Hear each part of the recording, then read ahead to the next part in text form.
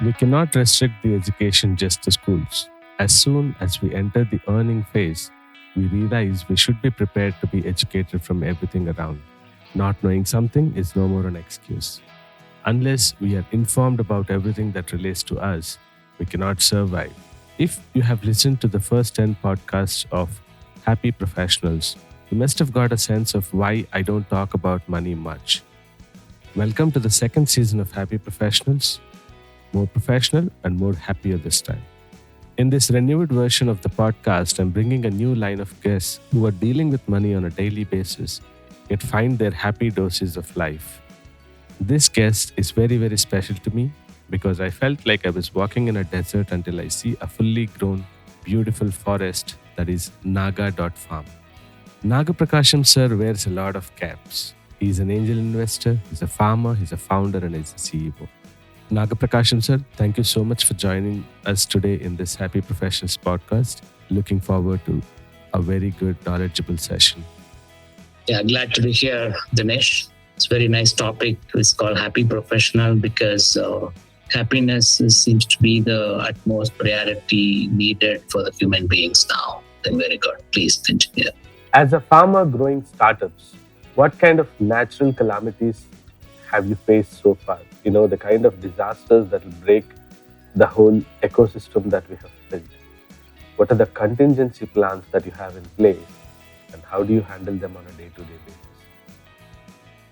Absolutely. So I call myself a farmer, right? Because three reasons. One is about farming changed the human being, the way we were working, right? Earlier, we were all hunter-gatherers. You go around in the forest and, if you're lucky, you will get quite a bit. If you're not lucky, you will come empty-handed. The moment humans started understanding agriculture, they started settling down. They no longer were roaming around. They settled in the civilization along the rivers. And then they started cultivating and then started eating. So they started having a lot of time in there.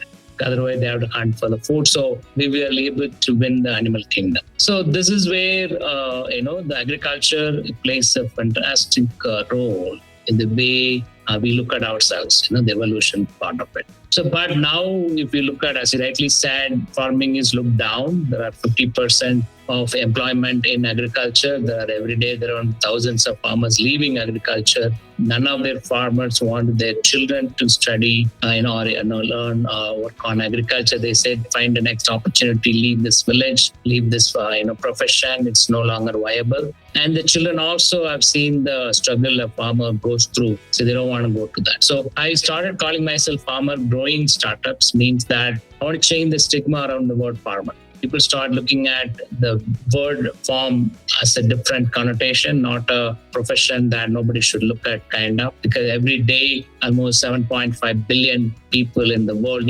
eat 3 times a day. So food is a very, very important aspect. Then why are we started looking down? So there's one is that, the word farmer, I want to change the perception. That's one. Second is my grandfather was a farmer. He's an uneducated migrant farmer, and he was also starting to do multiple businesses because farming alone is not going to cut for him. So, and also when I started investing in social businesses, obviously, farming and agriculture played a major role. Out of 30 plus investment, around 6 to 7 investments are in agriculture related startups. So this is what in general about farming and why I call farming means that I want every entrepreneur should behave like a farmer. So today, most of them behave like a hunter-gatherer, right? Without any clue, venture into the forest and waiting for your luck, what I'm going to get today. But you need to be a visionary like a farmer, find up, your ideas, find an amazing problem that is very, very valid. And to solve it, find a solution. So find a fertile ground, sow your seed and nurture it and enjoy the benefit like what the farmer does. So I want the entrepreneurs should be a visionary rather than, hunter-gatherer and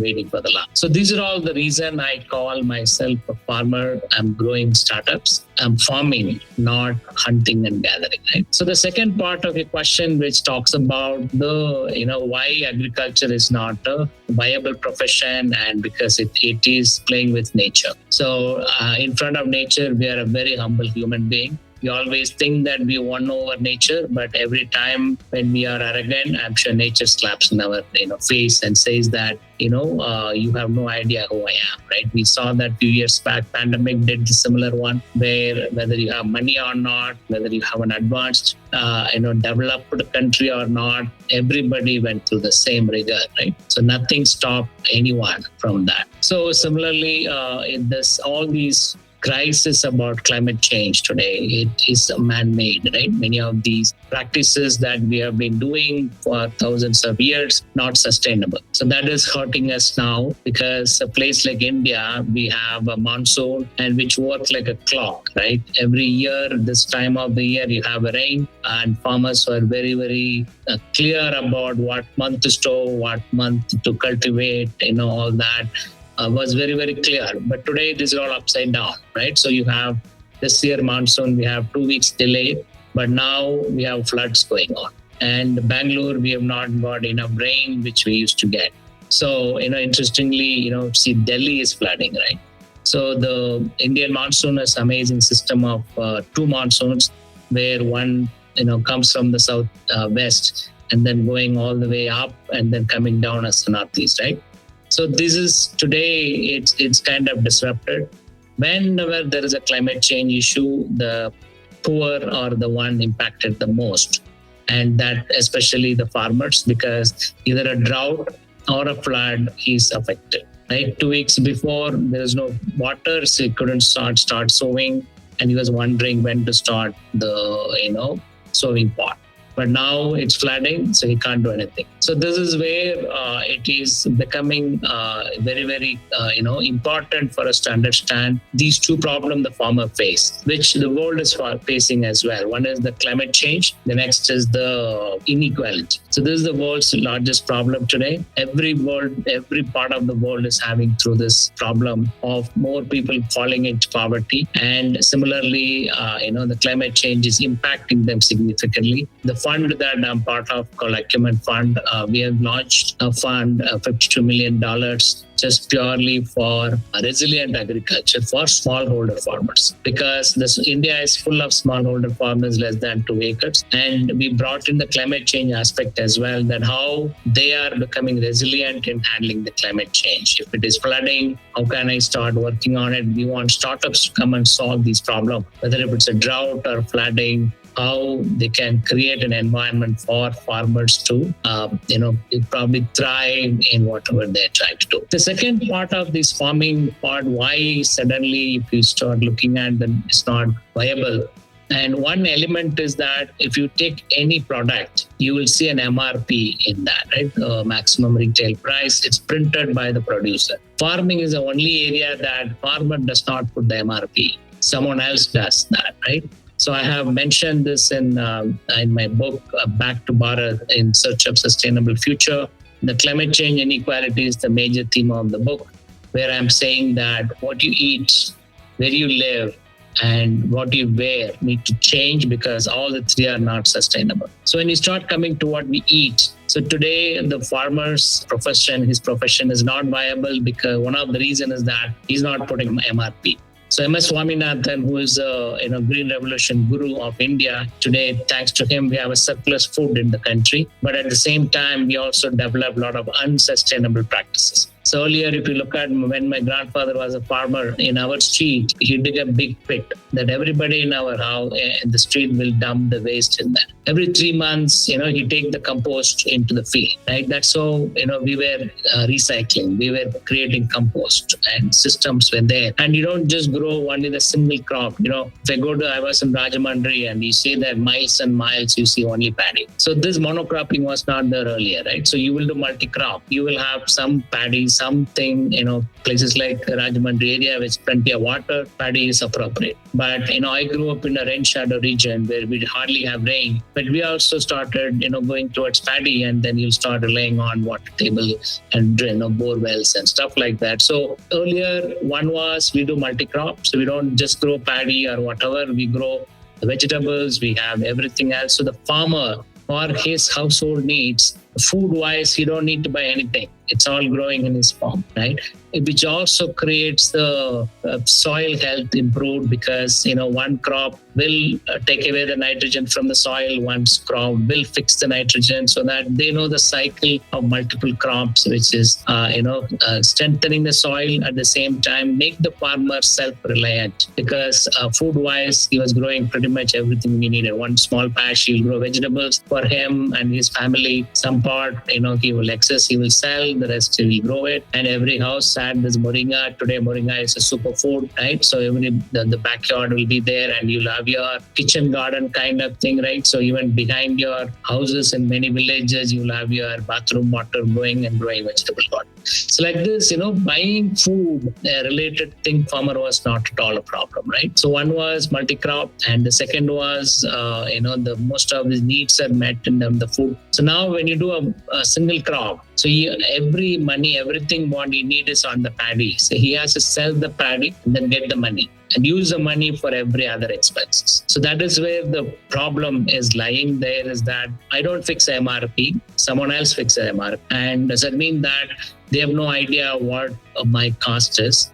At the same time, and my lifestyle changed. Earlier, I had my own compost, I have my own seed, and I have my own labor. Now me, my son, my family, everybody work in our farm. We were living happy. But today I need to buy the seed, I need to buy the fertilizer, I need to buy the pesticide, and all the input costs are increasing. I am buying someone else's product which has an MRP. That person put the price on it. I am buying all those, but my product, I do not have an ability to fix the price. So that's what MS Swaminathan has done now. A committee was created by the government to look at the pricing part. So he came up with a formula about calculating the cost of production. So this cost of production formula includes a labor. He put a salary for yourself. If you're using your own land, put a rent for your land. All the family, what you're working there, put a rent, the salary for them. Women in farming is not even accounted for. If you look at any of the data in the country, there is no single women farmer exists, but she spends all her time at farming also. So like this, today the cost of production is calculated in terms of my out-of-pocket expenses. But Swaminathan has created a fantastic formula about, A2 plus C plus FL. So this full entire cost is calculated, and he says add 50% margin on top of it. And that's your price. So that's the price that he need to sell it at the market. But today, if you look at the commodity exchanges in Chicago, somebody sitting in Chicago fixes the coffee price growing in, Kerala or in Chikmagalur. So this is the problem on the commodity exchange. Similarly, in India, you have, the vegetable prices are fixed by someone else, and it is not based on the cost plus. That is where farmers were sitting on the road, last year, asking for the MSP. Minimum support price should include MS Swaminathan formula, calculation of MSP. So if that happens, then there is a potential for them to fix the price part. So that is one part of, problems that farmer is facing today on the fixing the price part. If you look at, for example, this fixing the price, it's a very, very interesting scenario. I was in Kozhikode once. I was meeting some of the rubber farmers. So they were talking about, how the rubber was a fantastic, crop earlier. And today, there are more and more people are moving from rubber to areca nut. So that was really sad. Areca nut, even though it is good as a medicine, but if you overconsume, you're going to end up problems, right? But areca nut is being, replacing the rubber. So I understand why the rubber prices are falling, because even today, every automobile, every airline, tires need to be rubber. Rubber is the only product today can handle the highest pressure that tires goes through today. And automobile industry is growing like crazy. But why would the rubber price goes down? So this is a puzzle. So I was wondering about where is this issue, as I'm mentioning in the book.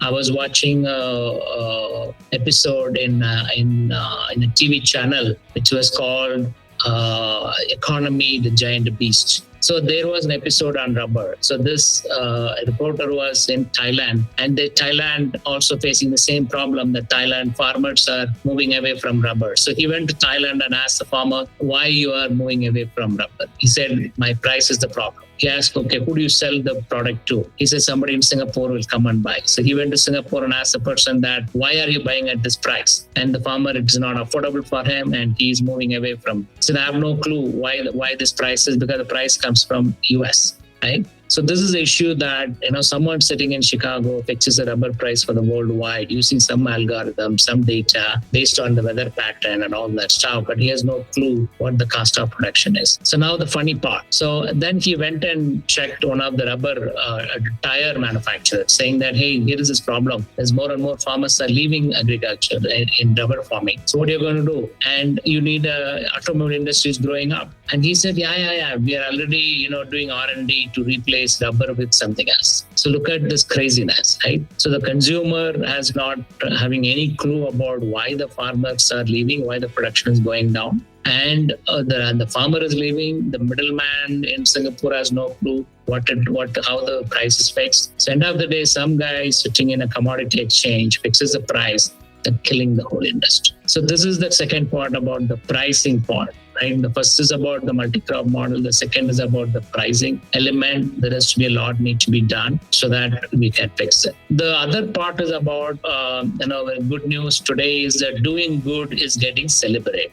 So now you can do organic farming. And there is a myth, and the governments across the state has supported organic farming. I think in Karnataka, the horticulture department trained thousands of farmers in organic farming. The entire state of Sikkim has an organic certificate. It's the only state in the whole country. The whole state is organic certified. I saw that Andhra Pradesh government as well working heavily on organic farming. So that's a great opportunity for farmers to get a premium because he's not using chemicals.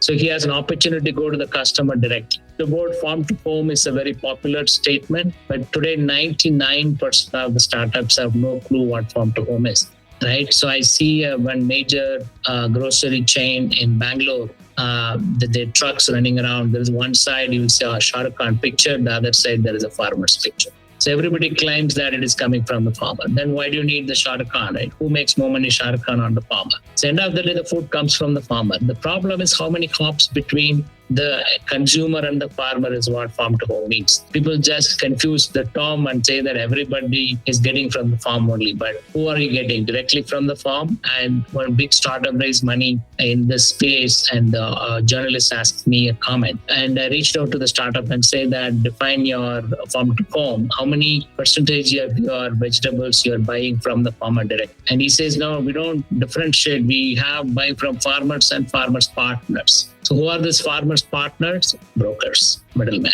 right? So we use a fancy statements and we confuse people that's farm to home.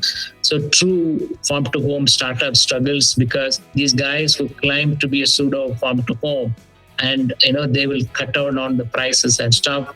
When the real farm to home person with a fat trade is trying to get a good price and he's getting looked down because they'll say, oh, though that person also saying farm to home, why are you so expensive? So I will go buy from them. So this is where the Indian mentality is that somebody, are willing to give 1 crore rupees in buying a Mercedes Benz, but he used the same luxury car to go to the Madiwala market and bargain with the vendor for 40 rupee tomato, right? So this is where the problem on the pricing happens. I mentioned in my social media once that anyone who follows MS Swaminathan formula and fixes the price and sell at the price and follow the fair trade practice and ensure that that price is the cost is going back to the farmer, I will invest in you. I had 0% applied so far, right? So this is what the problem in the startup space in terms of fixing the price. There are few trying organic farming. They're doing fair trade, but not enough, right? Because we are still not eating healthy. So we question about organic farming. Is it really organic? But a movie star, dances and sells some product, we buy without questions. And we never read the label of what we are buying, right? We are looking at the advertisement and the branding, but there are more details about food in the back side of the pack than the front side of the pack. We don't look at the back side. The back side, there are a lot of asterisks will be there. So we don't read them, right? So even the organic product, somebody claimed that It is using approved level of preservative. So what is approved level of preservatives? Anything above, you're going to die. So this is where the pricing part and how you can bring the fresh produce and how do you pay the premium? That is the another opportunity for farmers to do. One of my investment, Farmers Fresh Zone, is trying to attempt that. 70% of the products they sell within 5 hours of drive, so that comes to you fresh. So there is no need to have stronger cold chain and other things needed. And also the consumers are educated, right? The consumer is asking, give me a Washington apple. So that's the other part, right? You see that Washington is putting advertisement in local papers about Washington apple that sits in the ship for a month before it arrives. So we say that, do you want Washington apples? Or we have a lot of other fruits that's growing in our neighborhood within an hour drive from where you are there. Do you want to support those fruits? You want to eat those fruits? So, when consumers are created with this kind of an awareness, they are willing to change. So that's an opportunity like Farmers Fresh Zone. There are many startups could come forward, start looking at the local produce so that there's a less carbon. You're not, eating the vegetable that's grown somewhere else. It is consuming too much carbon before it reaches you. It's causing climate change. The second is also that it will also create the habit of eating seasonal foods, seasonal produce more, right? So what does more means that so mangoes comes only in the summer. So that means that you eat a load of mango every day, right? Mango, we are used to that. Mango, I think everybody in the country loves mango. And, and during the season, we consume a lot of mangoes. But that is not same thing for all the other fruits as well. In summer, you have plenty of watermelon available, how much we are having, right? And when you have a supply is too much and everybody eats it, then it gets a good price. But if supply is too much, only less people eat, the demand goes down, then the price goes down. So it will impact the farmer, right? So look at that. There is a monsoon delay and the tomato took a little bit time and look at the price went up like crazy. So this is where, but when that price goes crazy, I don't think a farmer is getting benefit because there is a broker is the one is going to get that part and take it to the market. So this is on the pricing part, right? The last element for the farmer should be around what I call is about the food chain. So in a typical food chain, the tiger is on the top, and then you have your deer and you have a grass. So tiger eats deer, deer eats the grass. In the agri-food chain, what I call is that anyone close to the consumer is a tiger, right? And then anybody doing he fixes a price. So we take tomato ketchup. So the guy who makes tomato ketchup fixes the price and sell it to the customer. He fixes the price, then he comes and asks the processing guy, a tomato processing guy, I want the tomato pulp at this price. Right. So then, he's setting the price for him. This pulping guy will go to the farmer that I want tomato at this price. So today, farmer is a grass. Somebody is eating him all the time. So there's one opportunity for us that can we make the farmer as a tiger or a deer so that there is one level moving up. So when that happens, you will have some value addition happen. So, you will see the tomato price and tomato pulp price. Tomato ketchup price never changes, right? But why there is a fluctuation in tomato all the time? So this is where that if you do value addition, then you can sell the pulp at the price, it could be a value addition happening. So the economy stays in the village. So this is what meaning about what Gandhi mentioned many years back about self-reliant villages, decentralized. He said, he started making khadi in his charka and saying that, you make your own fabric, your own yarn, right? And make a fabric out of it so that you're not part of the industrial part of it because a farmer is growing cotton. After the industrialization, what British did, this cotton will go to ginning mill. In the ginning mill, it get processed and, seeds removed and get baled, then it go to the spinning mill where the yarn is made. So there may be a weaver next to this farmer's house and he gets the same yarn, cotton, the yarn from this cotton, but 4,000, 5,000 price more. So what Gandhi said, you start making your own yarn there so that this chain of the raw material going out and the finished product coming in, so the economy has gone out. But if you do it in the village and the economy stays within the village, right? So this farmer, himself can make a cotton yarn and then sell it to the weaver so that he's selling the yarn, not the cotton. So that's what one of the IIT Madras startup does, company named Microspin. So they work with Daskar Andhra. They created Malka cotton. that it's a 10 by 10 machine. You put a cotton this side, the other side, the yarn comes out. Right? So a farmer now need not sell the cotton, he can sell the yarn. So that is a value addition part. So similarly, there is an organization called CCD, Center for Provenient Development in Madurai, and they were saying about every summer there is 1,000 ton of mango going out of that region. He called all the farmers together and why are we selling mango? Let's sell mango pulp. All of them put together, bought a machine, they started selling mango pulp. So, immediately 200-300% more money they can start making. So similarly, that's what many of the FPOs are doing. And in Ulavan, in Erode, he saw that thousands of tons of turmeric was leaving Erode every season. So, it's one of our investor and Ulavan, Amar. So he's using his CSR and he built a big warehouse and told the farmer that you store all your turmeric here, and we will sell it whenever there is a need. So they're even developing an app to auction the turmeric. So when I visited the warehouse, so from the farmer's perspective, if you store your product in the warehouse, if you get a warehouse receipt, you can take it to the bank will give you a loan. So that is the policy. It's available that many people don't use because you need a proper warehouse receipt. That's what Ulavan does. Everybody's storing, turmeric, there's a warehouse receipt. Farmer is not under pressure to sell it at today's price. And he will go take the warehouse receipt, take some money from the bank and start using it. Or he will call the, Ulavan and say, I need, my farm wedding is coming up. I need 5 lakhs of sales to sell my turmeric. And some of them are storing turmeric for the last 2 years, right? Because they're not under pressure that I need to sell immediately. So this, that is what happened with the farmer that I harvested. I have to sell immediately. Otherwise, I have a problem. I need money immediately to pay off the debt.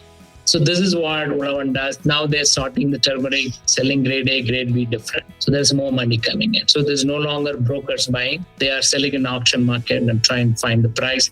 So directly selling to the consumer, whoever is buying instead of some broker visiting Erode and selling it to them, everything, right? So similarly, there is a Sayadri Farms, which is in Nasik. Right, so it is owned by 6,000 farmer. It's around 350 crore company now, and they're selling grapes to around 16 plus countries. Right, I was visiting there and I saw that there is this company called Dole in US. So they are just putting it out in the Dole box directly, the grapes, and getting in the shipping container and reaching overseas directly to the consumer. Right, and they have hundreds of biotech engineers working on processing as well. So anything excess, it become raisins and pulp, so that they can sell it to the juice and jam industries, right? So and they started now opening stores and directly selling that to the consumers as well. So one of the well-done FPO. So Ulavan, CCD, and you have these about Sahadri. These are all becoming tigers. So the other part in agriculture is the rural wisdom. That I've traveled around 28 states and UTs across the country. Every pocket has a lot of wisdom around what is growing there. There are some of things that are wildly grown. So there is an organization, Gramo Muligai by CCD in Madurai. And when I visited one of the village they took me to, is called Kalvarayan Hills. And this farmer Kalimuthu was telling about Singandal, which is Gloria superba. It is a Tamil Nadu's national flower, and it is growing in the hills wildly. So he was explaining the story that few years back people started asking for the seeds. So the tribals have just plucked the things and gave the seed, and they were just getting $5, $10. Then they realized that why these people keep coming, and they asked the guy why suddenly there is a demand. And they showed about there is a Italian company in Europe. It's now finding a chemical in the seed for cancer treatment. So now the price went up to 3,000 rupees a kg. So Gramamulia intervened and then directly reached out to that pharma company and have this tribal selling directly to them.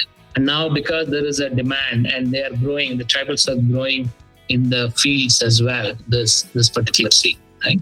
So similarly, if you go to any tribal belt, it is flooded with a lot of natural wisdom. I was Namle, and it's a tribal belt in Maharashtra. So there is no electricity, right? So we have to park our car and walk 2 kilometers to reach them. And we're leaving from Mumbai, and we're supposed to go there for dinner to the village. And with the traffic, and we are able to reach midnight. The villagers are waiting, for us to eat. So there is no electricity. The house we were eating, he had one solar CFL lamp, right? So he ate. And they were telling about somebody died in the village 2 weeks earlier of snake bite. So when I was entering the village, I saw there is a statue of a tiger. I said, you worship tiger, you are living in the forest, you are living with tigers, your forefather lived with tigers. But you lost somebody of snake bite. So they lost this natural element. I said, you ask the oldest person in the village, she will tell you, right, which leaf that you pluck and start squeezing it out, and she may be okay. But we don't have the rural pride now anymore, right? We have any small ailment, we are just taking them to the hospital. There is no hospital, 2 kilometers, you need to walk. By the time all that happened, she's passed away. So the next day I was sitting with the youth and started asking about what do you want to become, right? They all want to leave the village. And they are saying that, but the people who left the village also, they're not very happy because, they don't have proper education. They end up in the slums of cities, and they hear, the village is amazing. There's a waterfalls in the village. It's a beautiful place. And during monsoon, they don't migrate. So when the rain stops, they migrate because during monsoon, they grow vegetables, paddy in the village. They'll sell, they'll keep it for themselves. They're happy. But summer, then they have to migrate. So Rajubai, he goes to Mumbai and he's a diver. What he does, he dives to help the guys to take sand from the ocean. So he goes 80, 90 feet without any gear. And he had to put the trawler in the proper place, and he comes out so that these guys can take the sand out. Now, today, the scuba diving, in the name of scuba diving, all the rich guys will be wearing all these gears and jump, right?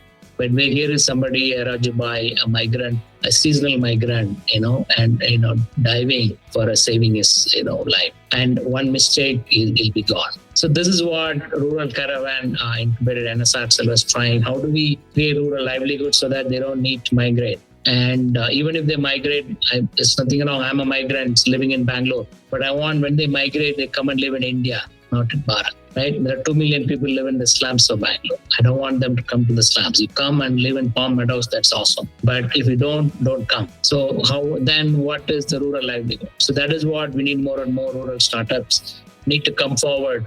A value addition, taking these technologies and things so that the value addition could happen. That's what Arakku Valley does. Arakku is in Vizag, there is on the hills, it's deforestation happened and somebody introduced coffee. Now the Arakku coffee by the Nandi Foundation, there are 20,000 tribals, farmers on the hills are involved growing coffee. And they're all, owning the organization. And they have the processing plant on the hills. So the seed, the coffee bean does not come down in Hyderabad to get processed or Vizag. It gets processed, everything there, the final product comes down. The economy stays there the same. Thousands of farmers growing coffee, they work in the plant processing also. So the economy stays there, right? So then we need to bring in the modern technology and value addition as well. There is an opportunity for many startups to work on. That's what we did during pandemic. In pandemic, we saw crores of people walking back. Because they saw that they're better off in the rural India than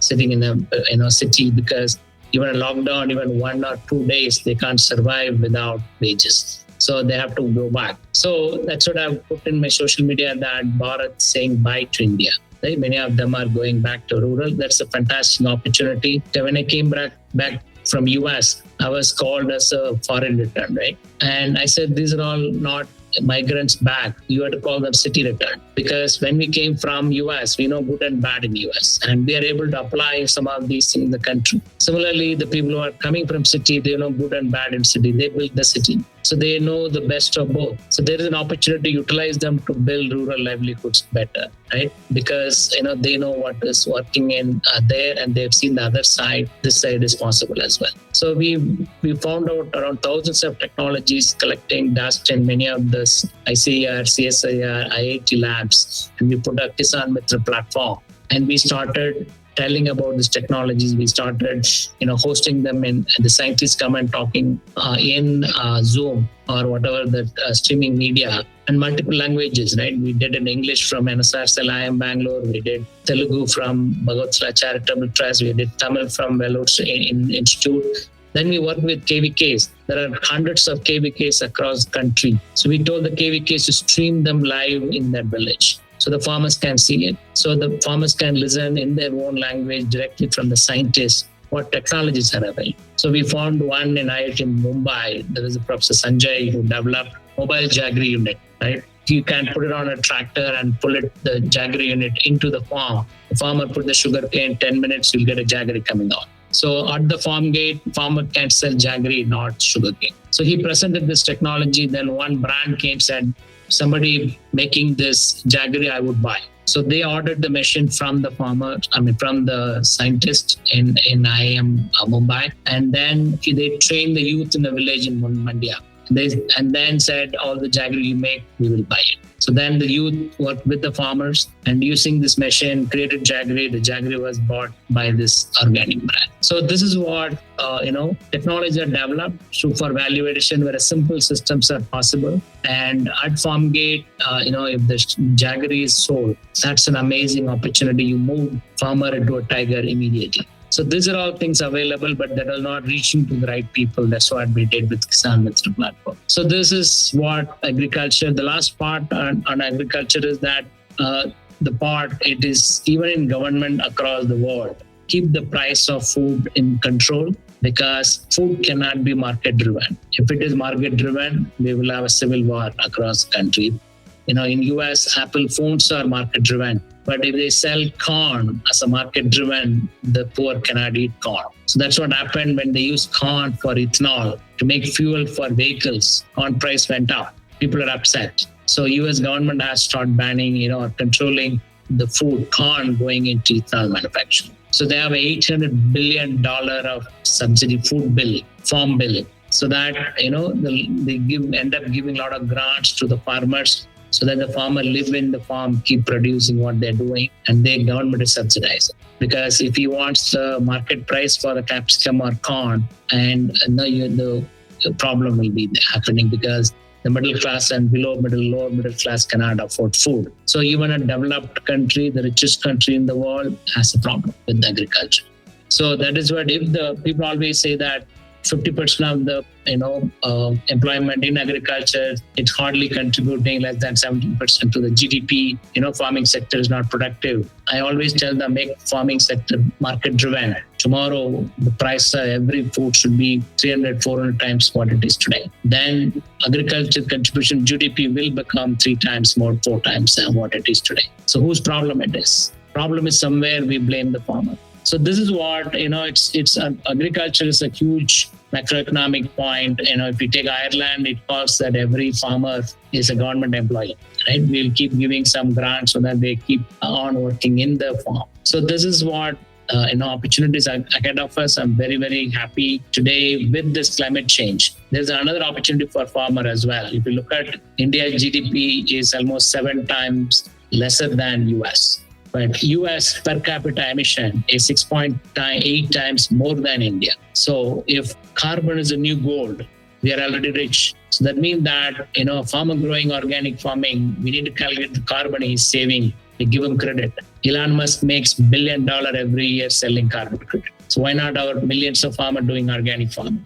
Millions of weavers growing this kind of handloom products, right? So this is an opportunity that carbon is a new gold and which can bring back the country. The East, we are always contented people. Today, we are just emulating the overseas model of flashy, greedy stuff, which is not sustainable. Right? In Acumen Fund, we've created 20 years back to fund social businesses in developing world. Today, we made our first investment in the US. So that poverty is creeping in pretty badly because of the inequality in the richest country in the world. So that means that model is not something that we want to copy. So if you calculate the carbon of a person living in Dantewada in a thatched roof house, hardly having electricity, calculate his carbon, calculate my carbon, your carbon, and somebody living in New York, somebody living in London. If carbon is a new goal, that tribal living in there is already rich. But we call him stupid. You need to come out and be like us, study, and then you earn a lot of money,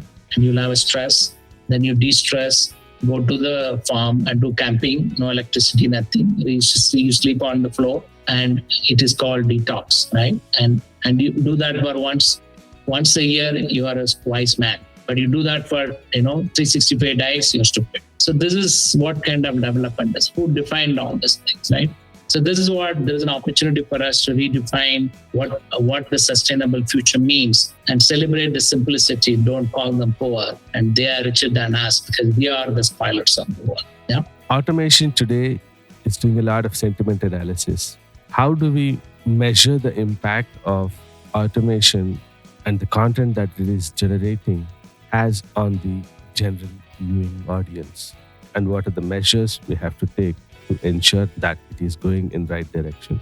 Yeah, great. So this other element today, what we need to start looking at in terms of the future. So today there is an inequality, and every politician uses that for a different aspect, right? So US says that the migrants coming from Mexico is a problem, right? So there is a hate is created that they are stealing jobs. And so the China, we are buying China product, so we have to make in locally. That is what US has started the nationalistic thought process. And now it started going wild and across the country. Right, we were earlier towards working toward a global village. So now the global village concept is dead pretty much, right? Because every country started behaving for so much nationalism because the politicians do not have answers for the problem. They're diverting the problem to something else, which is not relevant at all, right? So they have to address that why there is poverty in US. What did we do wrong, right? Can we start innovating? Can we start looking at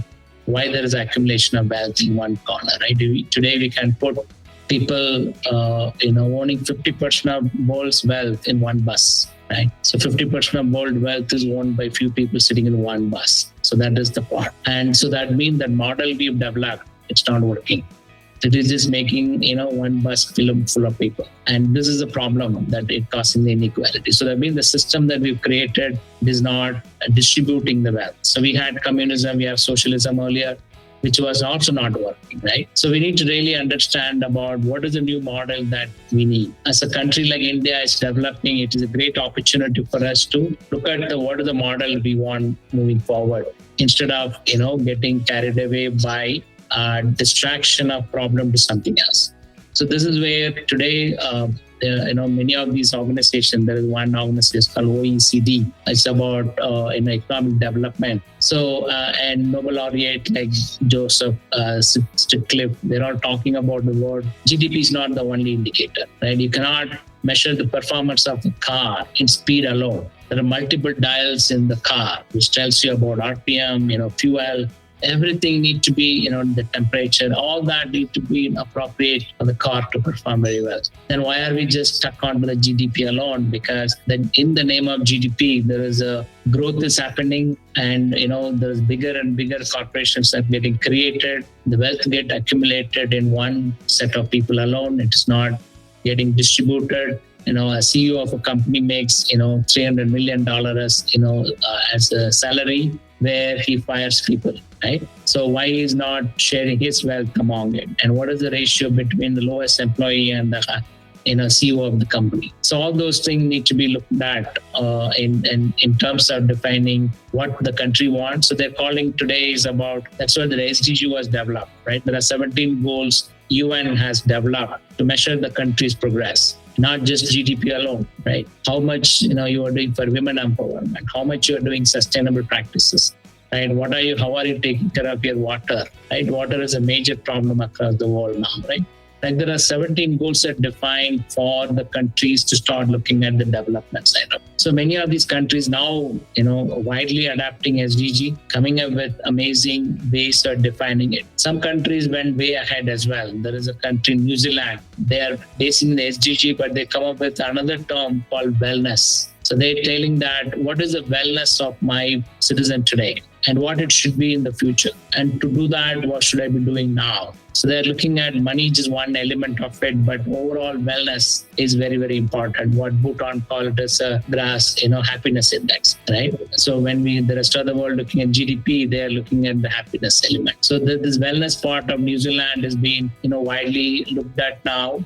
Sikkim government once started creating a Sikkim wellness index. They started putting multiple parameters and start looking at about what is needed for the growth. Because the richest country is having a income gap, but in France you saw that the bored college children were burning cars. So that means that once you reach the Maslow's theory of needs, today we are talking about the roti kapda makan. Once that is fulfilled, our needs are changing, right? So my children go to Valley School, and the kind of discussion that children are having, it's completely different than the discussion of happening in a government schools, right? While that's what we're trying to expose these children to the other side as well, saying that for somebody the food on the table is a problem. For some children there is something else, right?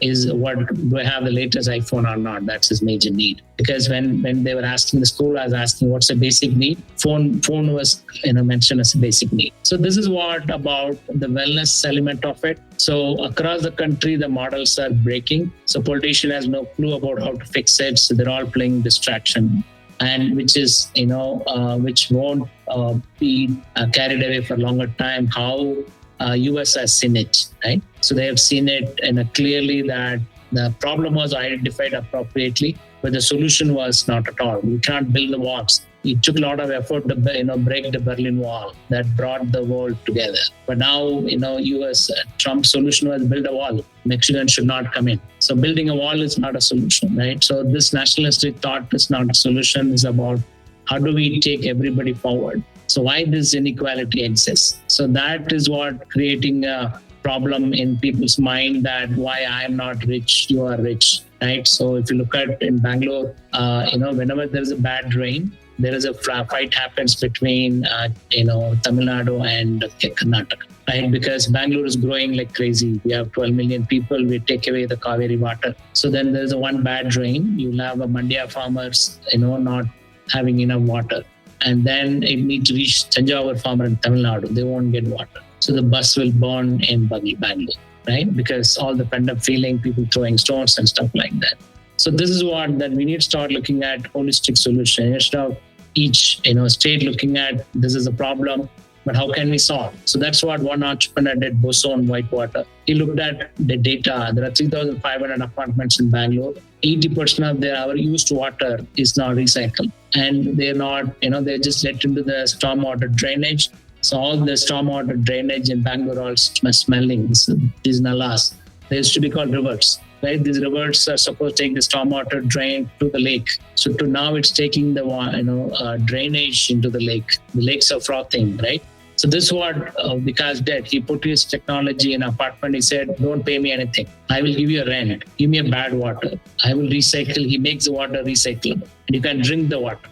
And many apartments using them for swimming pool. And he sells his water into the industries which require high quality water because he processed that to the highest quality possible. So now if all the 3,500 apartment uses his technology, now this Kaveri 5 we are spending 1,500 crores to pull more water from Kaveri not needed. So if you don't pull more water from Kaveri, then the water will go to Mandya farmer and Tanjavur farmer. So this is what about finding holistic solution for the problems. Instead, we just, divert the thing, on someone else, then you will create a wide and hate among people. So this is what that we need to be doing about looking at the problem that why people feel this way. And looking at this happiness index. How do we bring the happiness index? How do we bring a lot of people out of poverty? There are still 200 million people in India living in extreme poverty, right? So we need to bring all of them out of poverty. So then there is a feeling of saying that satisfaction will be there. Yeah, I'm also happy. Someone also happy. So why do I care? Right? Today, the happiness index is not there. Then the pent-up feeling is going towards the politician saying that why you have not fixed it. And then he distract with some other problem. Oh, somebody is stealing your job, right? Somebody from outside is stealing your job. They all came here and why need to be there? So a while back in Bangalore, we were sending all the Northeast people back. Right? Because suddenly a resentment happens. Whenever there's a water problem, the Tamil people in Karnataka will look at different, these guys came here. There's a water problem. But suddenly they looked at that, there's a Tamil person, right? He's the problem. So then this politician used the diversion technique, what the British utilized as well. Now divert the problem to something else so that the original problem does not get. But people are smarter. So India is a fantastic democracy and 75 years they've seen so many stuff. And I think they will bounce back and more people are seriously looking at development rather than all the other elements. Yeah. Which journey do you cherish the most?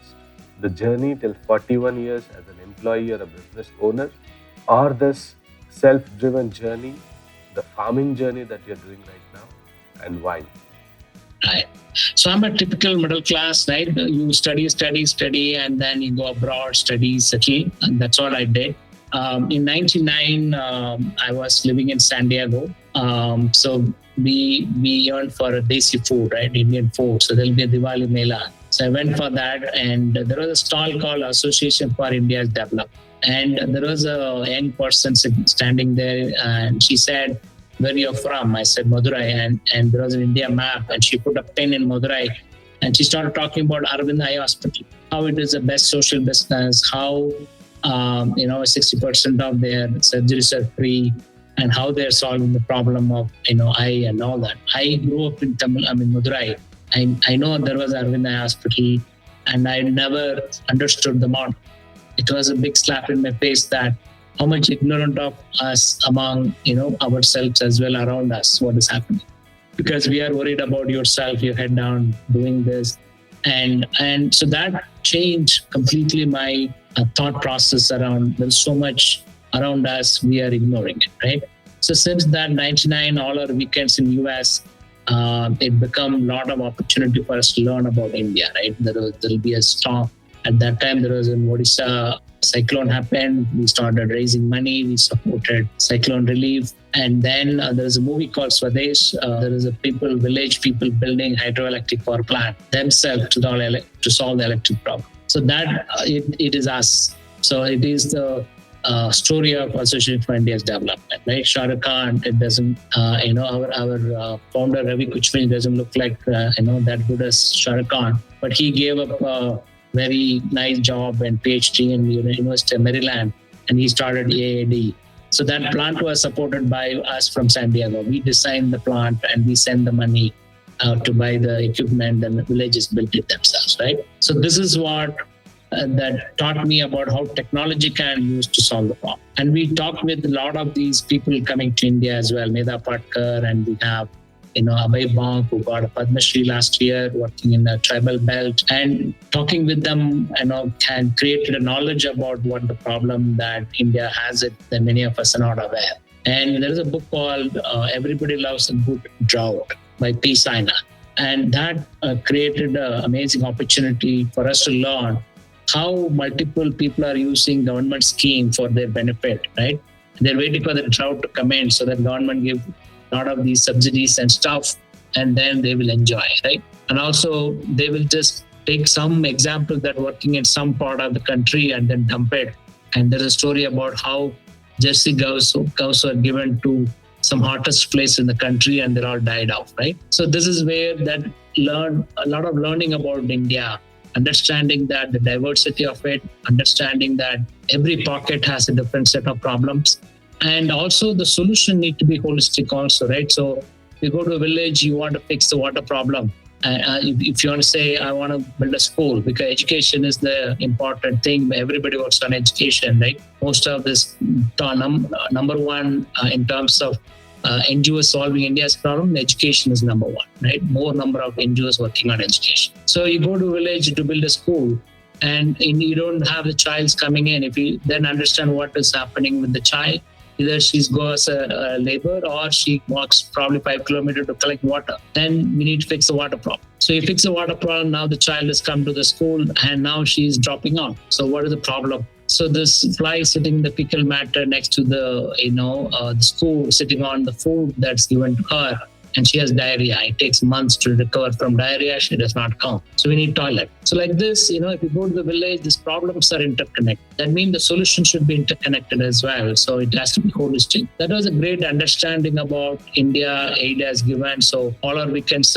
we were, student, we didn't have much money. So we do, sell hot dogs, coke in football matches, raise money, organize music concerts, send the money back in India. So there were some criminal tribes in, West Bengal that we came to know about. The British used them for crimes, and British left. These people have no idea what to do, right? So like this, every pocket has a wealth of knowledge, information, disparities, issues, that gave me a fantastic learning to me on that. So I came back to India to run our India operation. I got caught up in our business side of it. So 2012, I came back 2006, 2012, we sold the company. I said, I'm done. So no more running around. And I went to my wife and told her that, okay, let's go back to the 8 days, because when I'm running a big corporate, managing the president, and she could not understand what I was doing. But 8 days, she was part of that. She was the project coordinator, managing all of that. So I started looking back to see my 8 friends, right? Many of my friends either joined,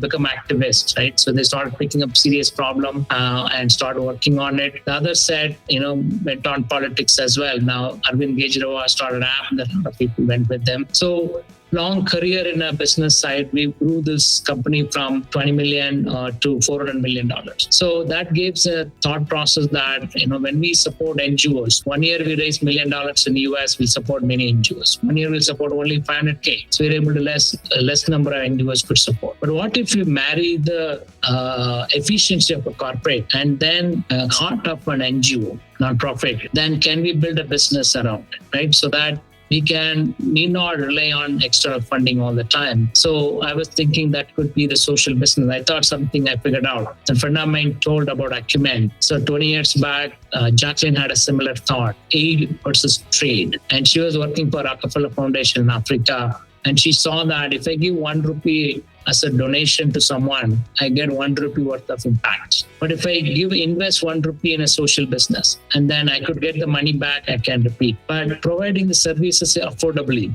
So instead of giving a free water, I'll give water for 1 rupee. So now a beneficiary become a consumer. So if I'm a beneficiary, I'm getting it for free, and I won't ask any question about how good the product service I'm receiving. I'm going to be happy with whatever is given to me, and I won't ask questions. So the accountability of nonprofit goes for a toss, because they're giving for free. The beneficiary is not going to ask a question. But the same organization give water for 1 rupee. Now suddenly from a beneficiary, I'm become a consumer. I'm going to ask questions. Hey, your water is bad, and I'm going to buy it from someone else, right?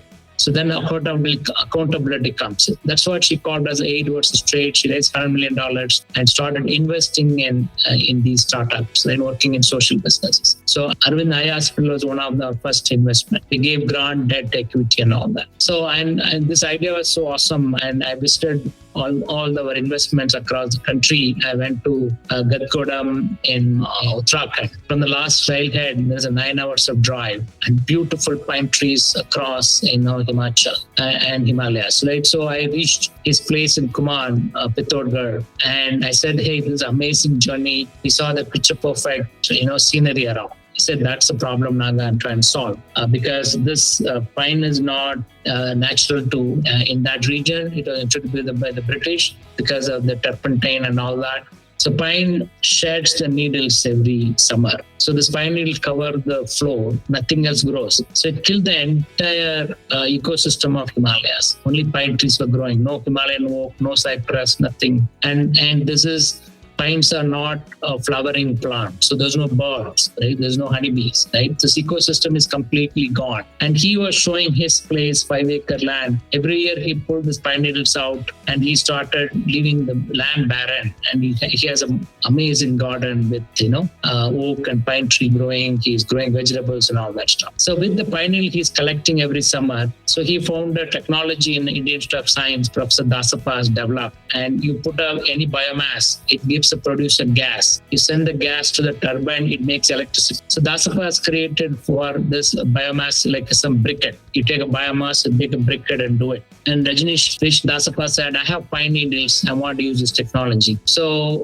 the pine needle, the technology was not developed. But that's the entrepreneur spirit. He went back, he figured out a way to utilize the same technology with pine needle. Right, and in his place, he never drew power. He was making his own power. So that is what Acumen funded, to build a bigger power plant so that the pine needles can be pulled out from the ground in that region, so that it can make power, and the ground is clear for something else to grow. And also, it will also stop the deforestation, because this, after making the power and still the char has calorific value left. So he makes briquettes for cooking fuel for the people there, right? So they collect pine needle and they get salary, and they will buy this cooking fuel as well, biochar for the cooking. So like this, this is what amazing entrepreneurship is, right? How an entrepreneur is solving multiple problems in this. So this building the ecosystem back,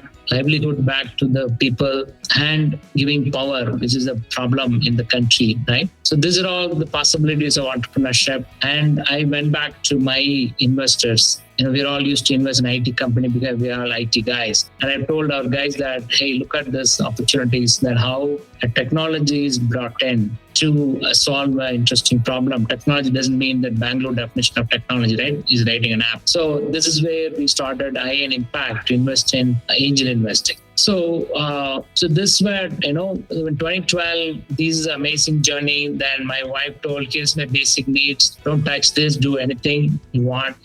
I'm fine with this. So I stopped running and ended up doing these social business activities, investing in social businesses, and then becoming a Acumen partner. So I support Acumen as well in investing and managing some of their portfolios. So I was on the board for 6 years of Gramalaya. So Guardian is the venture. Last year, Gramalaya founder Damodaran got a Padma Shri Award as a toilet man of India. So he started Swachh Bharat 35 years back, right? And he was building toilets and wondering about the toilet system. Because in the cities, we have a toilet with a ventilation pipe. That means it's aerobic bacteria. And, if the fecal matter stays in the septic tank for 20 years, then when it's full, you take out and dump it somewhere. So he found a technology, that twin pit model, airtight anaerobic bacteria. So your fecal matter goes to one pit, and once it's fully chain the wall, go to the next pit. 3 months after you put your hand in your first pit, you'll have fertilizer. So he introduced that in the villages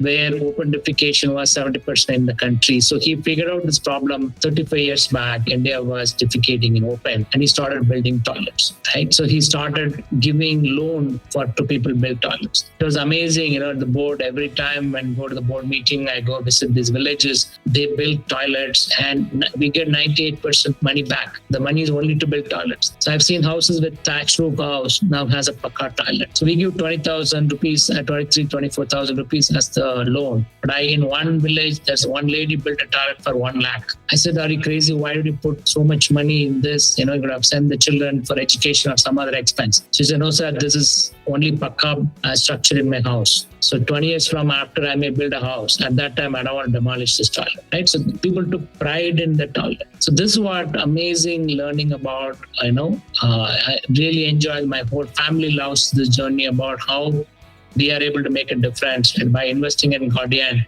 we are able to give loan to these people who otherwise don't have a toilet to build. So it became 150 crore worth of loan we gave in just building toilets and water connection. So like this, the journey is completely changed. Now I have a 30 plus investment, majority of them in social businesses. What I'm wearing, this is handloom. It's by GoCo-op, Shiva. So, Shiva he was part of Accenture, and I call Shiva as Airbus to Red Bus because, he was an Accenture in riding in business class.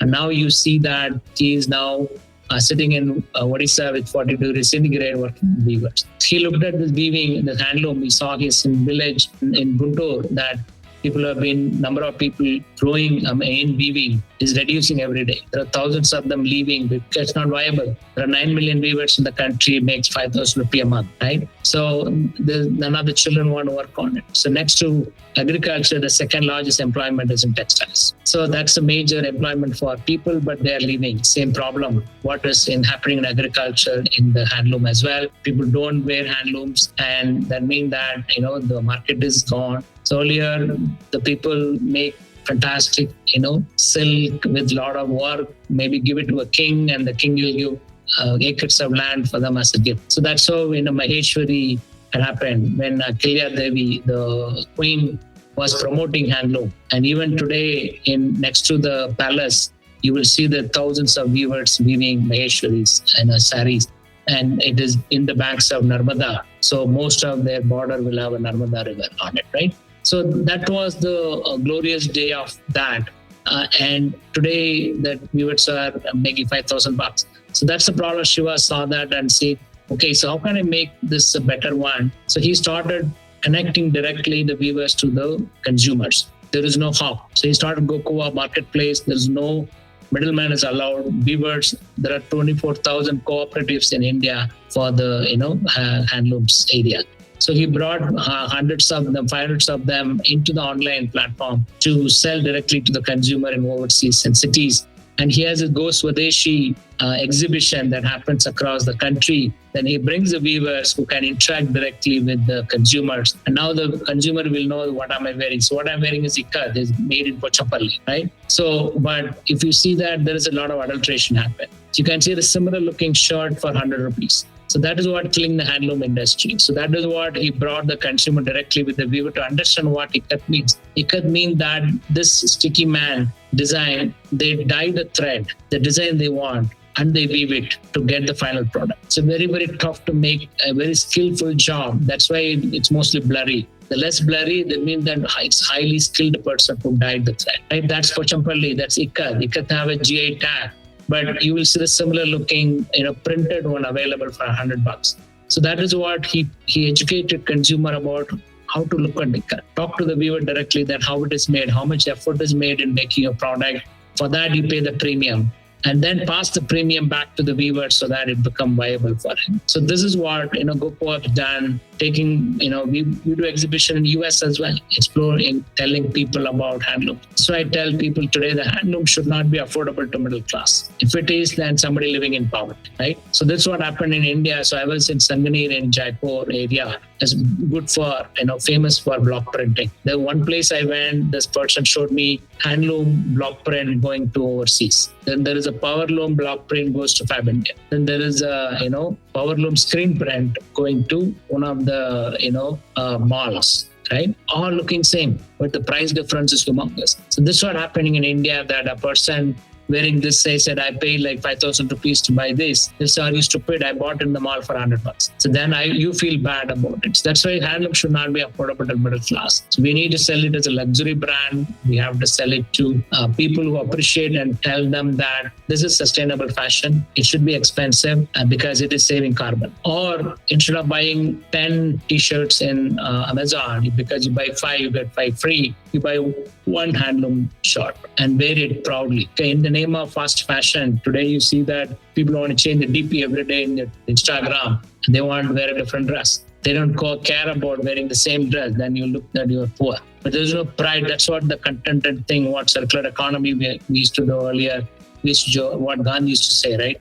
Your dhoti becomes a towel, the towel becomes the kitchen towel, right? But that never happens, we stopped. And we used to, take the old clothes, right? So if you're born in the middle of the family, hardly you will get anything that is, new. It's not handed over. The clothes does not go out of the house until it's completely torn or it's used as a kitchen product. But now, in the name of fast fashion, the seasonal, every season, there is a celebration for everything. Friends Day, Family Day, Mother Day, Father Day.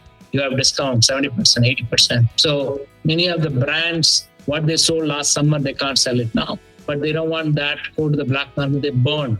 Many of the luxury brands burn their clothes which is not sold. Because for the next season, they can't putting in a warehouse, saving it. It's not going to help. People will know that you are bringing that the same, thing that it was happened 3 years back. So this is what about, changing the way what we wear. It's a major in sustainability as well. So that is where my book is about. All the things I've discussed, I'm mentioning about examples and the stories there. What we eat, where we live, what we wear, we need to change, right? So that is when, that is how we can change the way, we can address the climate change and the inequality problem. The 9 million weavers are making a product which is sustainable fashion. And we are telling them that is not good. And, we pay only $5,000. They're leaving. So I call them as carbon preventers. By making this product by hand, they have not emitted more gas, right? They have not burned energy. So they are preventers. So today the world is celebrating the fixers. So, if people are riding the car and burning the fossil fuel, polluting the environment, then you have Elon Musk coming and say, I'm the savior, I will build electric car. Then he makes carbon credit and sells a carbon credit $1 billion worth every year. Right? The people who are burning too much fossil fuel, not meeting emission standards, they buy the carbon credit from him, right? So you created the problem and somebody fixes, and the person who's fixing the problem is a billionaire. But here's somebody who's preventing the carbon to be there, and he's poor. So this is a question, same thing I earlier asked about the tribal. Living simply in a thatched room house, his carbon is if it's gold, he's rich. Similarly, the weaver who's making sustainable fashion, he's saving carbon. So that's what my next investment is about, COSA Design. So he's putting a device in every loop. So when the warp is set, we'll take a picture. Today, every phone has a geolocation.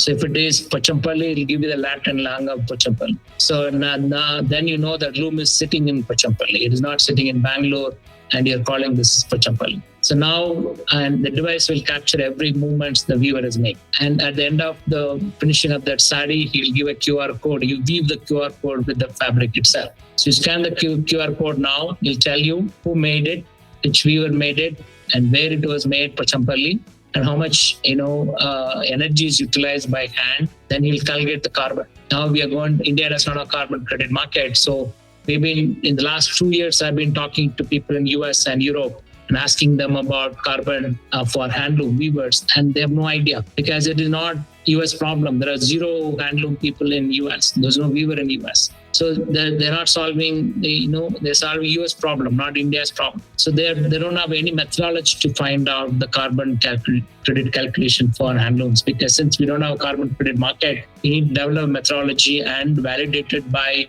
some overseas body. Then I can sell the carbon credit in the US markets or European market. So this is what entrepreneurship is, right? So a lot of these problems, thousands and thousands of these problems are around us. That's what I tell all the entrepreneurs, that they need to have a quality to become an entrepreneur. The first quality is about able to sing a song. Because when in my MBA innovation class, my professor in US asked us how many of us can sing. So 2 people raised a hand. And she said, I walk into the first standard classroom. I asked the same question, what happens? Everybody raised a hand. He said, what happened to you? Right? You all have voice of judgment. You have a fear. And so this is what now I do that in all my talks. Say that's a quality an entrepreneur needs. Because when everybody calls something X, the entrepreneur is going to call that Y. Then the world will call him as mad, and he should not bother. Like the first standard student, he will start singing Twinkle Twinkle Little Star, whether we are good for an audition or not, right? So that is what an ability for an entrepreneur is, an ability to sing a song. Because when you find this problem like this and you ask a question that, okay, a person in Dante Award is rich, everybody's going to, are you crazy, right? You don't bother. Because when everybody calls that as a problem, you call that as an opportunity. So then you are an entrepreneur. And everybody calls a problem as a problem or finds someone else to blame, he's an ordinary citizen. But a person calls a problem as an opportunity, he's an entrepreneur. So that is a quality you need. And once you call the problem as an opportunity, behave like a 6-year-old. Don't listen to anyone. That's what, all my entrepreneurs that I've funded, and I've looked at them, all of them have this capability. They pick the problems, like Damodaran picked the problem 35 years back. Took 35 years for government to realize that we have a problem. Now they gave him Padma Shri because the model he developed, government is using now, right? The earlier government, the planning commission went and saw his model, put it in the report. This one government should be building toilets. This government follows the same thing. So that's why it does not matter who's ruling. Or social entrepreneurs picking, solving problems, serious problem, go deeper, and you innovate and scale, government will knock you down. Then your job is done. Now the Amazon says, my job is done. Probably after 5 years, many of the government built toilets fall off, I'll come again. Now he went on to solve, menstrual hygiene problem. So this is where, exciting for me about as a supportive social business. The second qualification I ask for entrepreneurs is about able to hear the sunrise, right? So when I asked all these conferences, I asked a question about how many of you can hear the sunrise. There was one guy developing this horizon chirping birds, right? I said, awesome. So that means that we have an ability to listen to the sunrise. We don't. We rely on our eyesight to see the sunrise. That means that we are not listening to all our six senses. Again, I bring the example of a 5-year-old child given a new toy. She explores using her six senses. She'll break it, she'll put it in the mouth,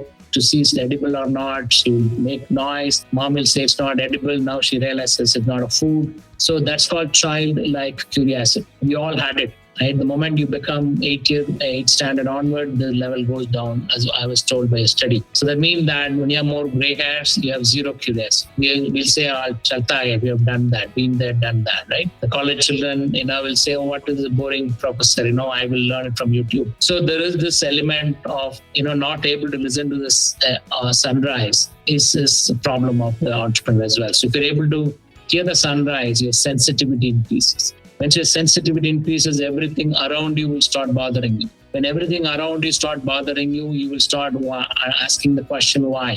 From the why, we'll start saying why the problem exists. Why my city is filthy, why there is corruption, why there is no electricity, why there are people in poverty. In IMB, we tell our student, get out of the building. And you stand at the gate, you will see somebody in a BMW, somebody in a Maruti Alto, and somebody in a KTM bike, and somebody in TVS 50, right, with everything possible loaded on that. And you'll have a decathlon bicycle, the guy wearing all the gears as if he's going to Mars. And next to that, there's a BSA bicycle, rusted bicycle. Somebody is riding, probably a security guard, coming 10 kilometers from a nearby village. So this is India. So does it bother us? And this parity, does it bother us? This inequality, does it bother us? From there only the solutions can be born. So that is why entrepreneurs should have two qualities. Nothing else is needed. It's an ability to hear the sunrise. So you're becoming sensitive to the problems around you. There are thousands of problems around us. And there's an opportunity for us to solve. And then once you identify the problem, behave like a 6-year-old.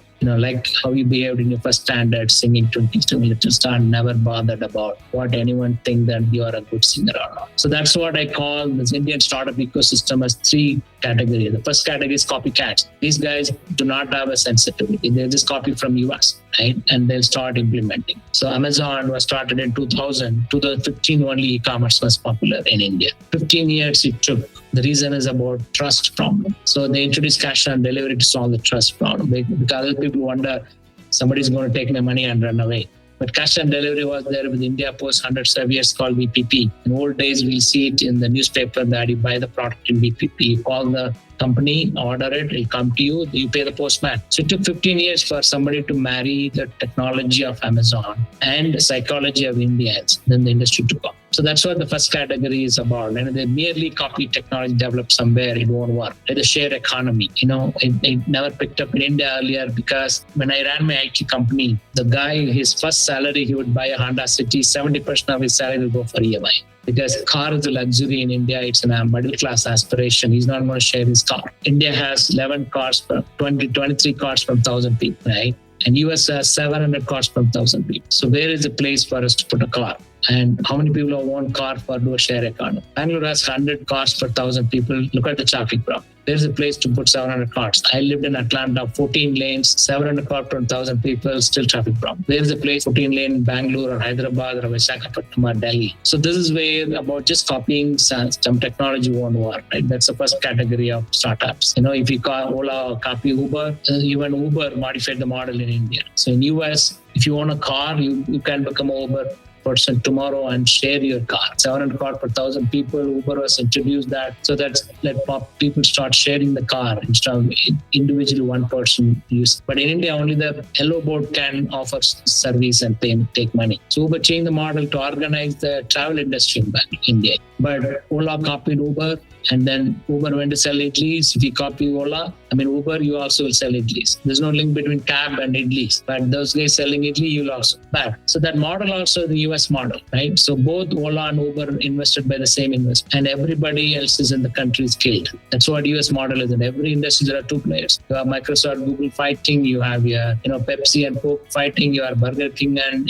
McDonald's fighting. Everybody else is gone. So that's the model they do. So once you own the turf and you charge the hefty premium. But Indians are smart. We are not a homogeneous market. market. We're heterogeneous, right? Ola and Uber, we are both apps. If both of them are expensive, I'll go get auto rickshaw. Or we'll say, let's walk home or take the BMTs. So that's why both of them are struggling in India. Even though raised billions and billions of dollars, they struggle to India because they made a mistake of giving free stuff and things to attract the market. But they didn't realize that we are not US. We are India and, price conscious market. So that they are also very smart. If you're giving offer, I'll come. If you don't, I don't want this luxury. I will walk home. So this is what about the first category industry, right? Copycats. And there are one or two people will survive. E-commerce, there are 85 e-commerce companies started at one point in 2015. There's only one survived, Flipkart, thanks to Walmart. Otherwise, the entire e-commerce industry would have given to Walmart. Amazon. Why? Because India per capita income is $22,000. Only 2 million have proper internet access. During pandemic, UNICEF put a statement saying that 25% of Indian households have internet access. 75% of Indian children lost 2 years of education, right? And we have 85 e-commerce company copied US. They thought that, wow, US population is 300 million. If 2 million have internet access, that we are US. But 300 million of US is making $22 trillion economy. 1.4 billion of Indian make only $3.5 trillion. Our per capita income, if you make more than 1.5 lakhs in this country, you are rich, which is really pathetic. So that is what I always joke about. SoftBank, Gandhi told India lives in villages 100 years back. SoftBank, who invested in all these e-commerce company, wrote out 10,000 crores. They've written off. They spent 10,000 crores to find what Gandhi told is true, right? Because as people living in India, we have no idea about India because we lost our sensitivity. There are 2 million people live in Bangalore in slums. There are many people in Bangalore doesn't even know. Right? When US President Trump visited in India, we built walls for him not to see the poverty in India. But second day of the lockdown, there are 1 crore people who are walking back to their home, right? And for the whole world to see the India's problem. So that's what the pandemic created a fantastic opportunity for us to see the problem. And people who do not lost the sensitivity and now they're able to see the problem. So every problem is an opportunity. Bring some element of technology, you scale it, that's where India's strength is. What does art mean to you, and what is the responsibility of art in building a sustainable future? See, art is a very, very interesting medium, right? In Maslow's theory, if you know, roti kapda makan is major one, right? Once you have achieved this, you are going to the next level. So this is what the art does to that. That's what when I wrote this book, the seed was sown when I was in Kapad. Kapad is a place near Kozhikode. Vasco da Gama landed in Kapad in 1498. So when I visited that place, I was just kind of imagining what would have been in 1496 in this place, right? And India was contributing end of 17th century, almost 23% of world GDP came from India. And now some guys like Vasco da Gama found there is something interesting happening in India. They started finding where this country is. They started coming down, right? So at that time we have art, right? You see the 1,000-year-old temple in Tanjore, and it is still a wonder, right? So we were going beyond roti kapda makan. We were celebrating in music, celebrating in all kind of literature, and the temple that we built with the architecture and all that stuff. So art has played a major role to show the India's glory. That's what the book was all about. Back to Bharat. Can we bring India back to what it was as a Bharat, contributing to the world GDP? There may be problems also, but we also rich in culture, right? When this art form was there, still it's a testimony to the glorious past. So that's what Back to Bharat means, and how do we bring the Back to Bharat part. So similarly, now the art form has a different media is possible now, or everybody can enjoy the art right now, thanks to the cinema, which become too popular, but it has a mass reach as well. So every artisan, whether you are performing arts, you are on any other art form, there is an opportunity for us to tell the story. Right? If you look at the poets of earlier years, they written poems about the problems in the state, in the country. Right? In Tamil Nadu, there is Bharati, right? And he told many years back, India has 30 crore faces, but our thought is same. He told many, many years back this thought process, right? Today, we see this problem, right? And he told that, we need freedom for everybody from the casteism as well, before even freedom came to us. So this is what art can do for us, people that, others cannot tell it out they were using this art form, the poems and songs and theater, to make a change in the people's mind, because art has an ability to reach them faster than any other form, right? Even in Gramalaya example I gave, he was wondering why the people are not building toilets. It's a behavior. We have seen even in a house with a very well-built house, they don't have toilet. They never felt the need for the toilet. So we used to do kalajatas, right? Street plays. So Gramalaya as an NGO goes first, and 85% of Gramalaya employees are women. They stay in the village for a week. Evening, they do street plays and interact with the women who come from the farm labor and start telling the need for a toilet. So after 1 week, they identify 2 messengers in the village. They will continue the message forward. Why do they need for a toilet? After 3 months, then she will call, I said, and we have around 20 people ready to build toilet. Then Guardian goes and give loan to build toilet. So the art form, the theater has a fantastic opportunity to take the message forward very well. And do we utilize that now sensibly to take that forward? There is Ricky Cage. He's an amazing musician. 3rd Grammy he got. But he's earlier, he got first Grammy for using music to bring sustainability story across the world. He did a sustainability festival many years back in Banglore, and he brought the president of Kiribati. It's a tiny island by the South America. And he says that the president says that we live sustainably, but we are going to be the first country going to be submerged in water, and we didn't create the problem. So who are going to pay my price for my problem, right? And he's now buying a land in Fiji Island for migrate his people to that, so that when it emerges, his people can live in the place. So he brought through music, and he brought about the diversity of Karnataka in music, and he brought about the problems of elephants through music. So he got Grammy for it, right? And now he's continuing that. He got a 3rd Grammy. So this is about an ability today that doing good is getting celebrated, right? Sustainability is there everywhere, but for that need to happen, we need individual social responsibility, because that's what Gandhi again told: be the change. And he started making khadi himself. He was wearing khadi. He was not giving yarn. He said, I am the message. So he said, if you want a change to happen, you have to change. So that's why today, to have a sustainable world, we need individual social responsibility. Today, we blame it on corporate. We say corporate social responsibility. But what about individual social responsibility? So this can be taken to the individuals through art form, so that each and every individual should realize what is happening in the world on climate change and inequality. What should I do? 70% of greenhouse gases emission can be stopped if every consumer buys and consumes sustainable. So individuals has an important role to play, and taking the message forward, the medium, the art form has a very, very amazing opportunity to take this message forward. Yeah. With this, I'd like to conclude this episode, but this is just the beginning. We have a lot of interesting sessions planned with you, sir. Thank you so much for taking time today. This was a very knowledgeable session, and your journey is very, very inspiring for a lot of people, including me. And I really had a very interesting and a very useful insights from this conversation today. And I'm looking forward for a lot more conversations. Thank you so much for taking time once again. All the best for your book, Back to Bharat, in the search of sustainable future. All our efforts have to be in sync to be able to achieve a sustainable future. So I'm really looking forward for a lot more collaborations and a lot more guidance from you. And thank you.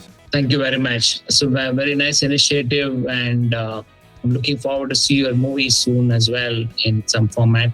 So great job, and picking a very serious problem using media to take the problems to thousands of people. And all the best to your journey. Probably, I think you become a good success, and I will feature you in my next book, like I've done on Ricky Cage in my book this time.